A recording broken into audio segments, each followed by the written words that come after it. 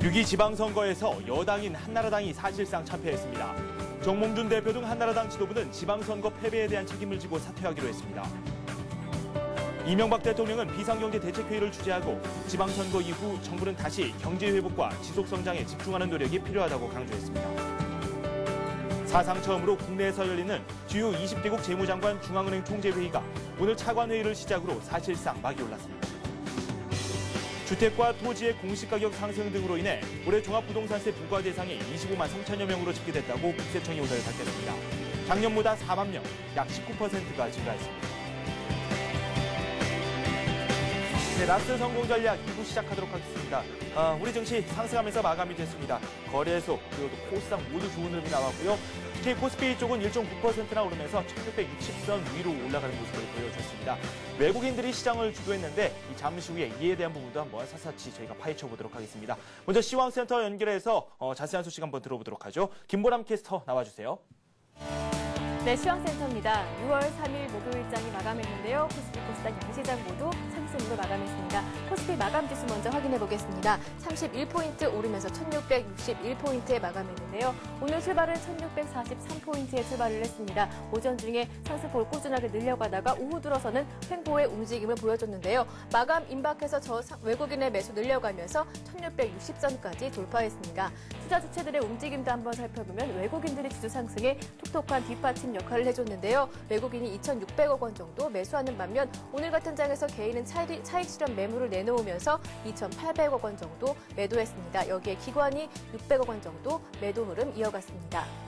코스닥도 마찬가지로 견조한 흐름 이어졌습니다. 코스닥 오늘 6.9포인트 오르면서 495포인트에 마감했는데요. 오늘 출발은 494포인트에 출발했습니다. 오늘 변동성은 그리 크지 않은 장이 펼쳐졌는데요. 496포인트에서 494포인트 박스권 움직임 이어가다가 2.42% 상승 움직임 495포인트에 마감했습니다.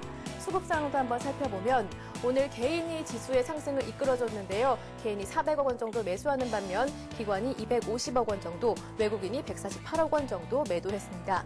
외환시장도 한번 살펴보겠습니다. 여기연율이 하락하고 코스피 지수가 상승하면서 하락 압력을 작용한 것으로 풀이되는데요. 오늘 원달러 환율은 19원 내리면서 1197원 50전에 마감했습니다. 오늘 출발은 1205원에 출발했었습니다. 장 마감 들어서 하락폭을 더 늘려서 1200원도 하향 돌파하는 모습을 보여줬는데요. 오늘 1.56% 하락 움직인 1197원 50전에 마감했습니다. 이렇게 시장이 안정을 찾아가고 있는 가운데 유가증권시장 시총 상위 종목들은 어떤 움직임을 보였을까요? 삼성전자는 외국인과 기관이 쌍끌이 매수 행진 이어가면서 1% 올랐습니다. 포스코 역시 3% 올랐고요. 반면에 현대차는 약보합의 움직임을 보여줬는데요. 차트상에 보이지는 않지만 기아차는 5월 내수시장 판매 약진에 현대차와 다르게 상승하는 모습 이어졌습니다. 한국전력은 3%, 신한지주, 은행주 강세에 6.7% 급등했습니다. KB금융 역시 앞서 신한지주와 마찬가지로 7% 급등했고요. LG화학이 2%, LG디스플레이는 오늘 약보합에 마감했습니다. 코스닥 시장도 한번 살펴보겠습니다. 서울반도체와 셀트리온 1%대로 하락하는 반면에 메가스터디 오늘 교육주 강세에 7% 급등했습니다. 포스코 ICT가 1% 올랐고요. 반면에 CJ 올쇼핑과 네오이즈게임즈는 약보합에 마감했습니다. 이어서 오늘 특징 테마주도 한번 살펴보겠습니다. 시장이 이렇게 안정을 찾아가고 있는 가운데 그동안 저평가됐었던 은행주들, 외국인과 기관의 쌍끌이 매수에 주가가 일제히 오르는 모습이었는데요. KB금융이 7%, 우리금융이 8% 큰 폭으로 올랐고요. 기업은행 역시 7% 올랐습니다. 증권주 마찬가지로 지수 상승에 동반해서 올랐는데요. 삼성증권이 3%, 동부증권과 대신증권 역시 3%대 상승 움직임 보였습니다. 그리고 또 한 가지 이슈 확인해 볼 게 있는데요. 어제였죠. 6.2 지방선거가 예상외로 여당의 약지 고전에 정책 관련주들이 선거를 중심으로 해서 희비가 교차됐는데요. 여당 정책 관련주들, 4대강 관련주, 그리고 자전거 관련주들 일제히 내리는 모습이었습니다. 먼저 4대강 관련주 이화공영이 14% 가격차 한폭 가까이 내렸고요. 특수건설과 홈센터 역시 큰 폭으로 내렸습니다. 또 한 가지 자전거 관련주들 역시 하락했는데요. 삼천리 자전거가 6.9%, 참 좋은 레저가 12.9% 급락했습니다. 반면에 진보 성향 교육감들이 뽑히면서 교육개혁 기대감에 교육주들은 소폭 올랐는데요. 메가스터디가 7%대 상승 움직임 보였고요. 웅진싱크빅과 대교 역시 1%대 올랐습니다.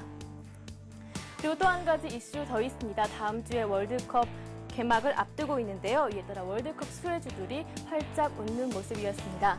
두류주와 닭고기 관련주들 일제히 소비량 증가 기대감에 오르는 모습이었는데요. 하이트맥즈가 3.6%, 국순당이 9% 올랐고요. 마니커는 14% 큰 폭으로 오르는 모습이었습니다. 또 한 가지 3D 관련주들도 일제히 오르는 모습이었습니다. 월드컵의 3D TV 시청 기대감에 일제히 올랐는데요. KDC가 11% 큰 폭으로 올랐고요. TLI가 9%, 잘만테크 역시 8% 오르면서 월드컵 수혜주들 일제히 강세 보였습니다.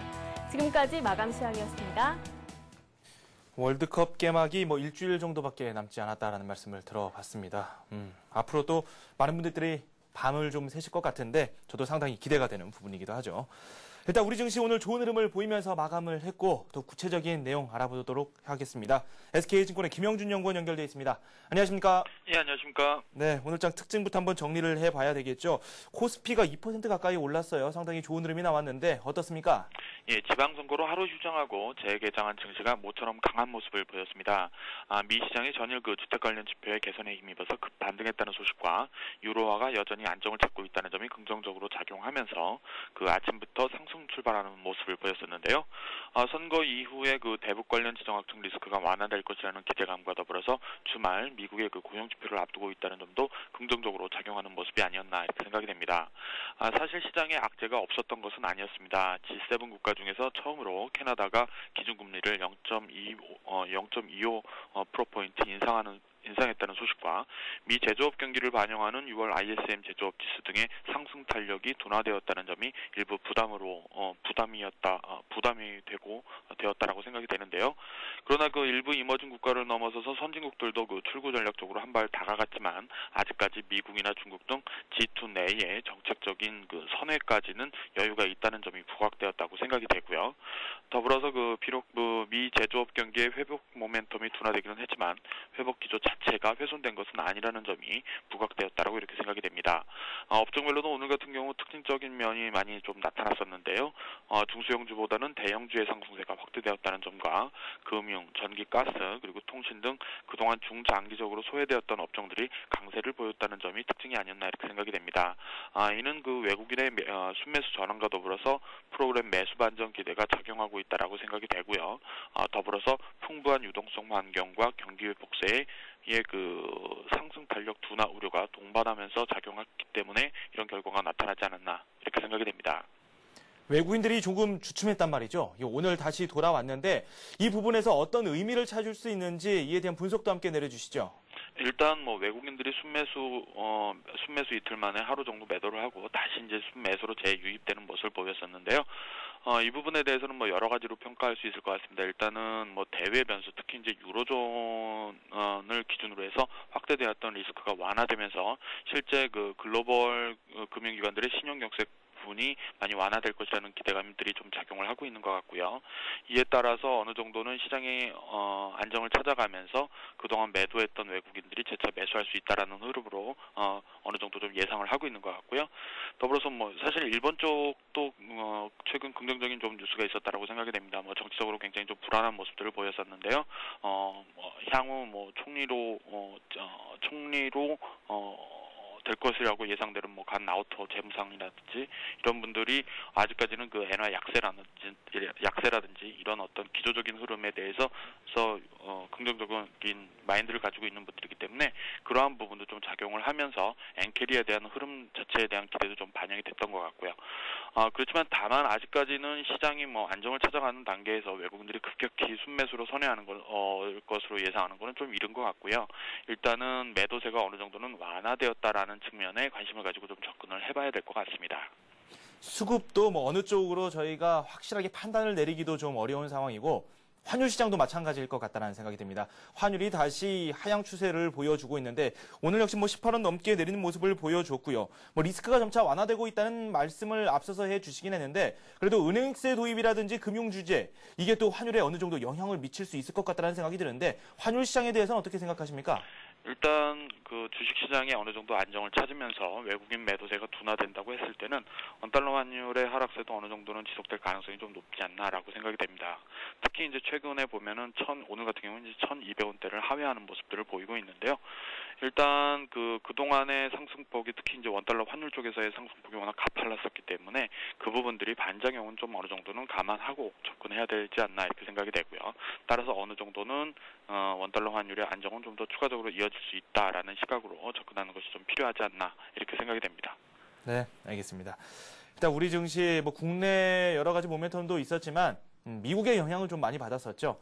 오늘 밤 미국 증시 어떠한 증시를 보일지 한번 저희가 판단을 내려보는 것도 좋을 것 같습니다. 미국 증시 전망 어떻게 보고 계십니까? 일단 미국 증시 같은 경우는 가장 중요하게 최근에 나타난 기술적 흐름 중에 하나의 흐름은 최근에 유럽이라든지 이런 리스크가 확대되면서 그러니까 시장에 강세 마인드를 가지고 있는 개인들이나 아니면 약세 마인드를 가지고 있는 개인들의 흐름이 급격히 한쪽으로 치우치는 모습들을 보였었습니다. 결국 이런 점을 감안해 봤을 때는 일단 기술적 반등은 어느 정도 좀 더 유효한 것이 아닌가라고 이렇게 생각이 되고요. 더불어서 이제 오늘 당장은 아니지만 주말에 미국의 고용지표 발표가 예정이 되어 있는데요. 고용지표 같은 경우도 모멘텀 둔화는 일정 부분 반영해서 나타날 수 있겠지만 어쨌든 고용시장의 회복 기조가 여전히 유효하다라는 부분을 재확인시켜줄 가능성이 높다라고 생각이 됩니다. 결국 이러한 부분들은 어떤 의미냐면 시장의 회복세가 나름대로 모멘텀이 늘어나거나 확대되거나 축소되거나 이런 흐름을 보일 수 있어도 기조적인 회복 과정은 여전히 지속될 수 있다라는 안도감으로 작용할 가능성이 높다라는 점을 의미한다라고 생각이 되는데요. 결국 그러한 관점에서 접근한다고 했을 때는 일단 미국 시장 쪽이나 이런 쪽의 훈풍도 어느 정도는 좀 더 이어질 수 있는 것이 아닌가 이렇게 생각을 하고 있습니다. 네, 그렇군요. 우리 증시 일단은 앞서서 여러 전문가들의 이야기를 들어봤을 때 1650선 돌파 여부가 중요하다. 이런 말씀을 해주셨고 이걸 또 지지하는 것도 상당히 중요하다라는 말씀을 한번 들어봤었거든요. 1700선까지도 바라볼 수 있는 라인이 1650선 지지다라는 말씀까지 들어봤는데 오늘 1660선에 올라섰습니다. 내일 우리 증시 좀 기대가 되는 부분이기도 한데 여기에 대해서는 어떻게 생각하십니까? 일단 지수가 어디까지 갈 것이냐라고 얘기하는 것은 좀 어려운 것 같고요. 중요하게 보실 부분 중에 하나가 일단은 아직까지는 최소한 뉴스라든지 어떤 이슈가 상승 기조로 전체적인 흐름을 가져갈 정도로의 그렇게 강한 모멘텀을 가지고 있지는 않다라는 부분에 좀 초점을 맞춰 보실 필요가 있다고 생각이 됩니다. 결국 이러한 얘기는 시장이 반등 시각으로 접근해야만 하는 시장이 아닌가라고 생각이 되고요. 그러한 관점에서 보면은 1660선이라든지 1650선 이상은 약간 좀 시장의 경계를 할 수 있는 시점이 아닌가 이렇게 생각이 됩니다. 물론 오늘과 같은 오늘 하루만 놓고 본다고 했을 때 그동안 소외되었던 금융이라든지 통신이라든지 은행주라든지 증권주라든지 전기 가스 업종들 같은 경우가 상승 탄력이 굉장히 좀 가팔라지고 있다는 점은 좀 의미가 있다라고 생각이 되는데요. 이에 따라서 지수가 어느 정도는 상승 탄력이 좀 더 커지면서 지수 상단폭이 좀 더 커질 수는 있겠지만 아직까지는 그렇지만 기조적인 면에서는 역시 반등의 연장선으로 접근하는 것이 필요하지 않나 이렇게 생각이 됩니다. 그렇다면 좀 주식을 매매할 때 있어서 짧게 거래를 해가는 게 좋겠네요. 예, 아직까지는 시장 자체를 단기 트레이딩 관점에서 접근한다라고 하는 것이 필요하다라고 생각을 하고 있고요. 일단 가격 조정 이후에 어느 정도 기간 조정으로 넘어가면서 역시 그 기간 조정에서는 간단하게 말씀드리면 고매 저매하는 것이 가장 좋은 전략이기 때문에요. 그런 시각에서 아직까지는 좀 접근할 때라고 이렇게 생각을 하고 있습니다. 네, 알겠습니다. 이렇게 해서 SK증권투자전략부의 김영준 연구원과 함께했습니다. 도움 말씀 감사합니다. 예, 감사합니다. 네, 잠시 후 뉴스가 이어집니다.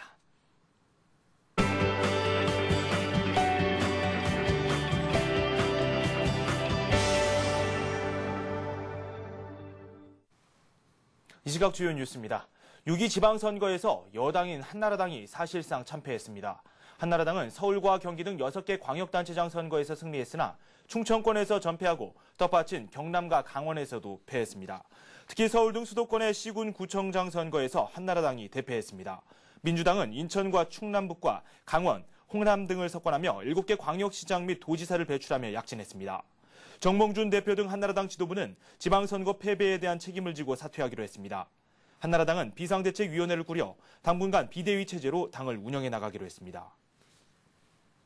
이명박 대통령은 오늘 지방선거 이후 정부는 다시 경제 회복과 지속 성장에 집중하는 노력이 필요하다고 강조했습니다.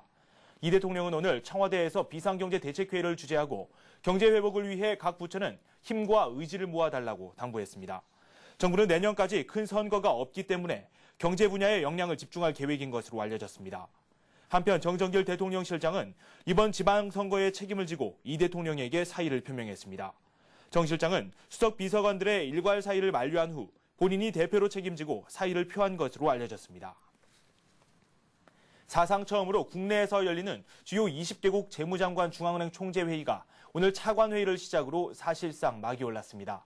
이번 G20 회의는 5일까지 부산 웨스틴 조선호텔과 누리마루에서 열립니다. 오늘 차관회의를 시작으로 내일 저녁부터 장관회의가 시작되며 5일 오후 G20 회원국의 공통된 입장을 담은 커뮤니케가 발표됩니다. 이번 G20 재무장관 중앙은행 총재회의는 오는 26일에서 27일 사이에 캐나다 토론토에서 열리는 G20 정상회의를 준비하는 성격이지만 각국의 재정 건전성을 위해 국제 공조를 강화하는 방안도 논의됩니다.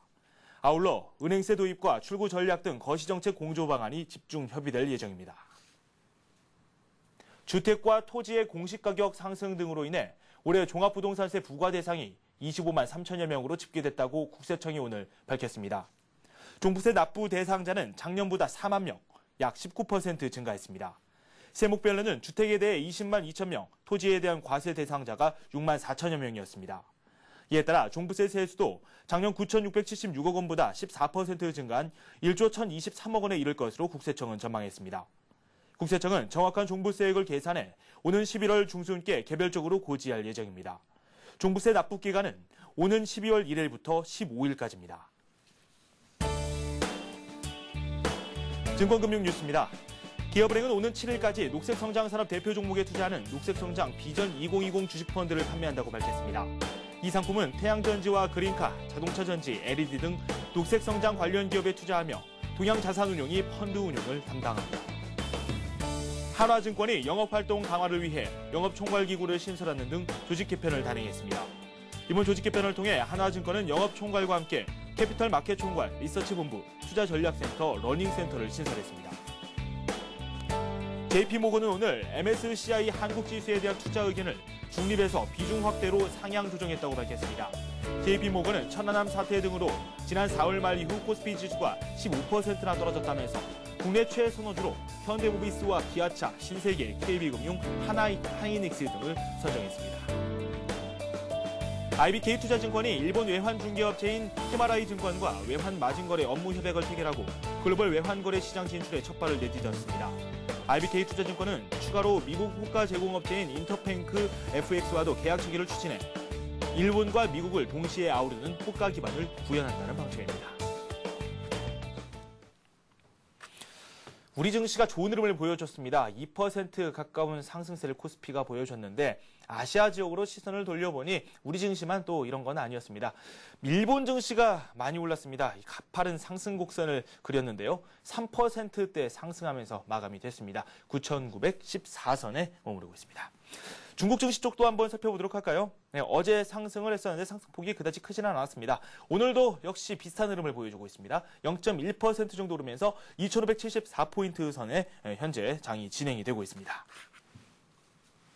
네, 1660선에 안착하는 흐름을 보여주고 있습니다. 이제 중요한 게 내일이겠죠. 1700선까지 다다르기 위해선 1660선 지지를 좀 해야 된다라는 이야기를 좀 많이 들어봤습니다.